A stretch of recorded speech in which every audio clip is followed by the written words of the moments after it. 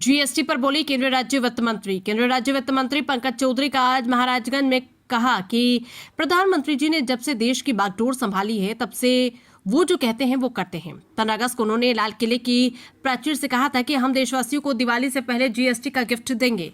मुझे लगता है कि जो नया न्यूज जन रिफॉर्म हुआ है, मुझे लगता है कि इतना बड़ा जनता ने भी नहीं सोचा था। प्रधानमंत्री नरेंद्र मोदी जब से इस देश का बागडोर संभाले, अगर देखें तो आम जन का जीवन कैसे आसान हो, लगातार हम लोग परिवर्तन करते चले जा रहे हैं। अभी जीएसटी न्यू जन रिफॉर्म हुआ है, उसमें अगर आप देखें तो साथ ही साथ अगर पिछले सत्र में अगर देखें, चूँकि पिछला सत्र हल्ला के बलि चढ़ गया, विपक्ष उस पर बहस नहीं की, जबकि बहुत महत्वपूर्ण बिल हम लोगों ने पास किया।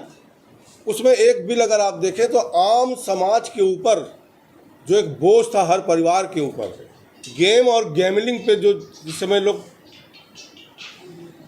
जुआ कह लीजिए खेल रहे थे, गेम के साथ साथ जुआ खेल रहे थे, उस पर सरकार ने प्रतिबंध लगाया है।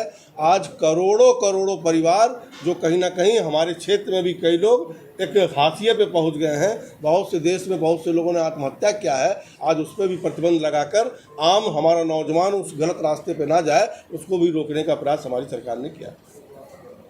जिस प्रकार से जीएसटी को आम जन को लाभ देने के लिए भारत सरकार ने और व्यापारियों को भी लाभ देने के लिए कहीं ना कहीं परिवर्तन करने का काम किया है, चाहे वो आपकी शादी का सेक्टर ले लो या फिर चाहे आम जन के उपयोग के सामान को ले लो, चाहे वो शिक्षा का क्षेत्र ले लो, चाहे आप दवा का क्षेत्र ले लो, कहीं ना कहीं सभी क्षेत्रों में बदलाव का काम किया है। किस मुद्दे पे आज प्रेस कॉन्फ्रेंस बुलाई गई, क्या मुद्दा है? देखिए, देश में एक बहुत बड़ा टैक्स को लेकर के परिवर्तन वाला कदम सरकार ने उठाया है।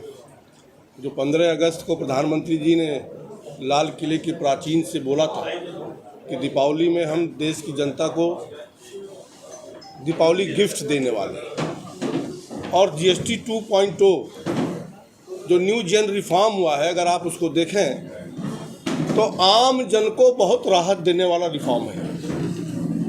जो आम जन डेली उपयोग की चीज़ें हैं उनको सबको 18% से 12% से घटाकर उसको 5% पे लाया गया है। बहुत सी ऐसी आवश्यक चीज़ें हैं जिन पे जीरो भी किया गया है।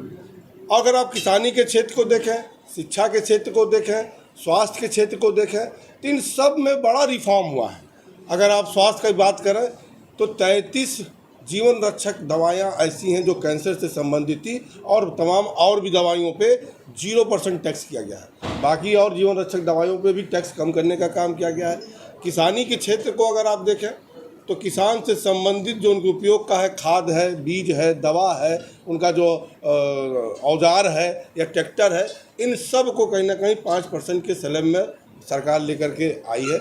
शिक्षा के क्षेत्र में अगर आप देखें तो शिक्षा के क्षेत्र में बच्चों को इस्तेमाल करने वाली कापी, किताब, पेंसिल, रबड़ और जो शार्पनर वगैरह है, उन सब को भी कहीं ना कहीं 5% के स्लैब में लेकर के आई है। और साथ ही साथ रिफॉर्म में ये भी देखा गया कि आम व्यापारियों को जो दिक्कत हो रही थी, उन व्यापारियों को भी कहीं ना कहीं जीएसटी को और सरल बनाने का काम किया गया है।